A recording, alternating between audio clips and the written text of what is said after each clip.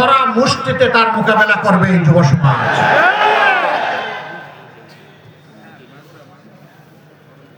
প্রিয় ভাই ও বোনেরা,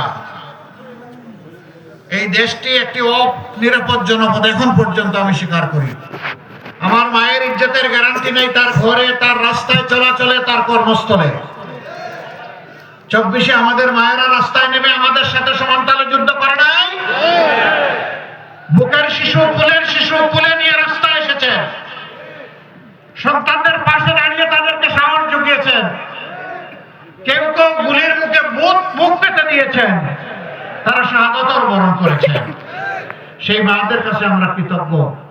ও আমার মা বোনেরা, কথা দিচ্ছি, আল্লাহ যদি আমাদেরকে আপনাদের খেদমতের সুযোগ আপনাদের মুঠের মাধ্যমে দেন, তাহলে ইনশাআল্লাহ আমরা আপনাদের ঋণ পরিশোধ করার চেষ্টা করব।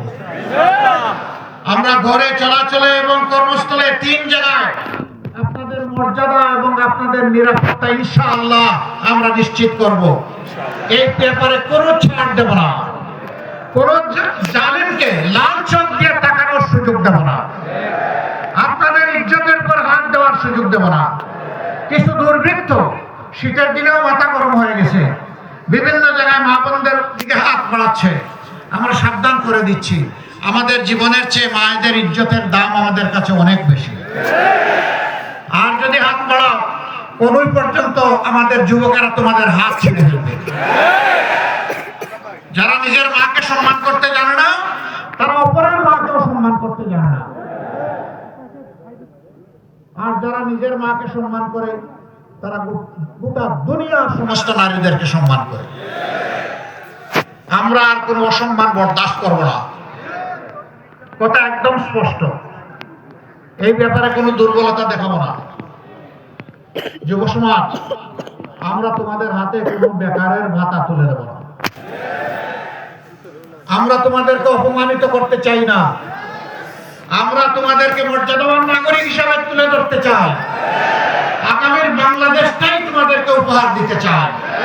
বেকারের হাত দিয়ে কেউ দেশ চালাতে পারবে না। এই জন্য প্রত্যেকটা হাতকে দক্ষ হাত হিসাবে আমরা গড়ে তুলবো ইনশাআল্লাহ।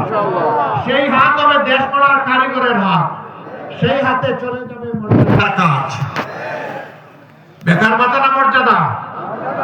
কার না বেকার ভাতা? ইনশাআল্লাহ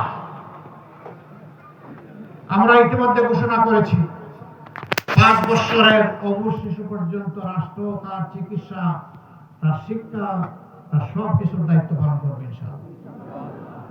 যারা জীবনময় রাষ্ট্রকে দিয়ে গেছেন, সমাজকে দিয়ে গেছেন, বয়স হয়ে গেছে 60-65 বছর, তাদের পূর্ণ চিকিৎসার দায়িত্ব রাষ্ট্রকে নিতে হবে। সম্মানিত ভাইয়েরা, মাঝখানের যারা, তারা কি হবেন? তারাও চিকিৎসা পাবেন। তারা যেহেতু কর্মক্ষম, এই জন্য হয় ইন্স্যুরেন্সের মাধ্যমে পূর্ণ চিকিৎসা নিশ্চিত করা হবে, অথবা ন্যায্যতার ভিত্তিতে তাদেরকে মানসম্মত চিকিৎসা দিতে রাষ্ট্র বাধ্য থাকবে। জায়গায় জায়গায় এক সময় গর্বের শিক্ষা প্রতিষ্ঠান ছিল, এখন নাম আছে, গর্ব নাই। গৌরব উদয় হয়ে গিয়েছে। আগে এত সার্টিফিকেট, এত ভারী ভারী ওজনদার সার্টিফিকেট আসতো না। একটা স্কুলে 1-2 জন ফার্স্ট ডিভিশনে পাস করলে ওদেরকে দেখার জন্য মানুষ আসতো।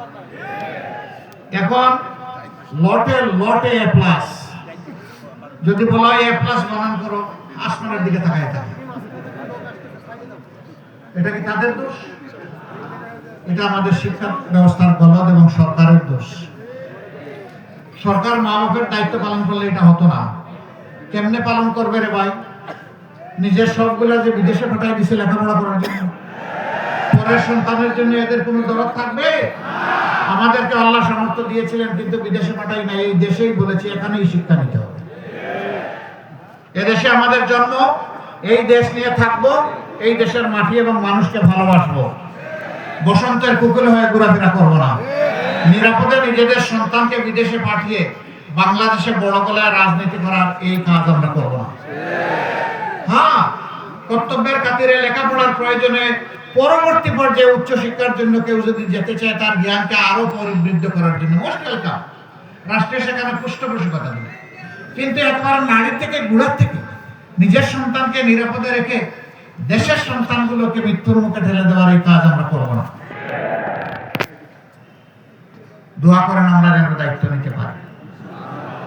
এই মাগুরার অনেক সমস্যা আছে, আমাদের অঙ্গীকার একেবারেই ক্লিয়ার।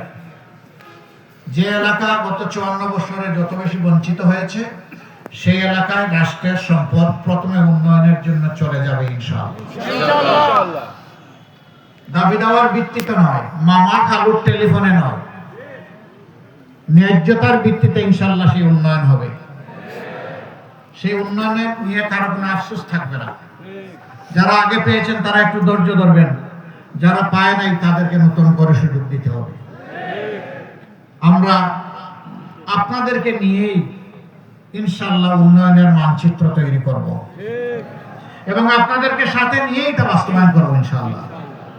আমাদের নির্বাচিত জনপ্রতিনিধিরা প্রতি বছর তাদের এবং পরিবারের সদস্যদের সম্পদের হিসাব দিতে জনগণের কাছে বাধ্য থাকবেন। জনগণ যাতে নিশ্চিত থাকে যে তাদের কোনো টাকা চুরি হয়ে ওনাদের পেটের ভিতরে ঢুকে নাই। আমরা আশা রাখি এটা আমাদের লোকেরা করবে না। তারপরেও আপনাদেরকে আমরা বলবো যে চোখ খাড়া রাখবেন, কেউ যেন সামান্য ডাইনে বায়ে একটু হেলতে না পারে। আপনারা থাকবেন তো সেভাবে? তাহলে নিশ্চয়ই এটা হবে আমাদেরকে রাষ্ট্রকে সহযোগিতা করার সময়।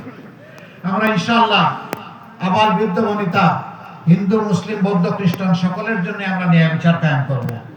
যে অপরাধে একজন পিয়নের বিচার হবে, শাস্তি হবে, একই অপরাধ করলে প্রধানমন্ত্রী এবং প্রেসিডেন্টের একই বিচার, একই শাস্তি হবে।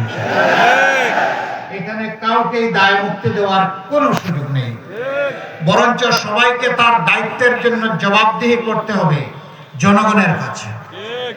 নদী মরে খাল, এখন মরুভূমি, আমরা হাত দেব ইনশাআল্লাহ।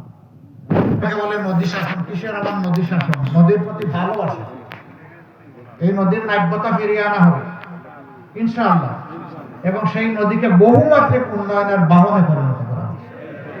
আল্লাহ তাআলা নদী দিয়েছেন নিয়ামত, মাটির উর্বরতা রক্ষা, মৎস্য সম্পদ তৈরি, নেভিগেশন, এই সমস্ত কাজে দিয়েছেন আল্লাহ নদী। আমরা নদীগুলা পেয়ে তিলে তিলে খুন করে ফেললাম। কিন্তু এই নদী ড্রেজিং এর জন্য প্রতি বছর বাজেট বরাদ্দ ছিল, কিন্তু এই বাজেট নদীতে লাগে নাই, চলে গেছে সমস্ত লুটেরাদের পেটের ভিতরে। বাংলাদেশ থেকে সম্পদ চুরি করে বিদেশে নিয়ে রাখা হয়েছে, বেগম পাড়া করা হয়েছে। আল্লাহ আমাদেরকে তৌফিক দিলে আপনাদের বুকে আমরা ওদের পেটের ভিতরে হাত ঢুকে ওগুলো বের করবো। জনগণের সম্পদ জনগণের কাছে ফিরিয়ে আনা হবে, রাষ্ট্রীয় তহবিলে যোগ করা হবে, এই দিয়ে জনগণের উন্নতি হবে। আর এরপর থেকে কাউকে আর চুরি করতে দেওয়া হবে। যদি এই দুই কাজ করা যায়, আমরা আল্লাহর উপর ভরসা করে বলতে পারি 5 বছরে বাংলাদেশের মানচিত্র পাল্টে যাবে ইনশাআল্লাহ। সম্মানিত ভাইয়েরা, আসুন 12 তারিখ গণভোটে হা বলি। গণভোটে কি বলবো? আমি আগেই বলেছি, হা মানে আজাদি, না মানে গুলামি। গুলামির জিঞ্জিরে এই জাতি আর পড়বে না। 2 নম্বর, ইনসাফের প্রতীক দাঁড়িপাল্লা এবং আমাদের শরীর দলগুলার যেখানে যে প্রতীক, আমরা সবাই হাতগুলো একত্রিত করে একসাথে লড়ে যাবো ইনশাআল্লাহ। এখানে কোনো দল ভেদাভেদ থাকবে না। 11 দল মানে ঐক্যবদ্ধ বাংলাদেশ। আমরা আর বিভক্তি চাই না। এই বিভক্তি জাতির অনেক ক্ষতি করেছে। পারস্পরিক হিংসা, বিদ্বেষ, হানাহানি, রক্তারক্তি ভরে দিয়েছে বাংলাদেশকে। এই অপসংস্কৃতি থেকে রাজনীতির আমরা জাতিকে বের করতে চাই। অতএব আমরা ঐক্যবদ্ধ। আসুন সেই ঐক্যবদ্ধ বাংলাদেশ গড়ার লক্ষ্যে কাঁধে কাঁধ, হাতে হাত মিলিয়ে আমরা এগিয়ে যাই। আমি আবারও সাবধান করে দিচ্ছি, আমাদের মাদের ইজ্জতের দিকে যারা বাঁকা চোখে তাকাবেন তাদেরকে আমরা ছাড় দিয়ে কথা বলবো। সাবধান হয়ে যান, বিপদ ডেকে আনবেন না, আমাদের ধৈর্যের পরীক্ষা নিতে চাইবেন না, খাতুকুতু দিবেন না। নিজের আঙ্গুল, নিজের হাত নিজেই সংযত করুন। আপনার আদর্শ নিয়ে, কর্মসূচি নিয়ে আপনি জনগণের কাছে যান। আমি আমার মা বোনেরা আমাদের আদর্শ কর্মসূচি নিয়ে যাব। আপনারটাকে আমি সম্মান করবো, আমারটাকে আপনার সম্মান করা লাগবে। এবং শেষ পর্যন্ত জনগণের কাছে ফিরে যেতে হবে। তারা যার উপর আস্থা রাখবে, তাদের ভোটের আমানত দিবে, তাদেরকে আমরাও মেনে নেব, আপনাদেরকেও মেনে নিতে হবে। এর নাম হচ্ছে এসেন্স অফ ডেমোক্রেসি, গণতন্ত্রের সৌন্দর্য। এর বাইরে আমরা কিছুই দেখতে চাই না। প্রশাসনের ভাইদের কাছে আমাদের অনুরোধ, আপনারা অন্য কোনো দেশ থেকে না, আমাদের মতো এদেশেই আপনাদের জন্ম হয়েছে, এদেশের মায়েদের গর্বে আপনাদের জন্ম এবং এই দেশেই আপনারা আছেন। দেশ ভালো থাকলে আপনারা আমরা সবাই ভালো থাকবো।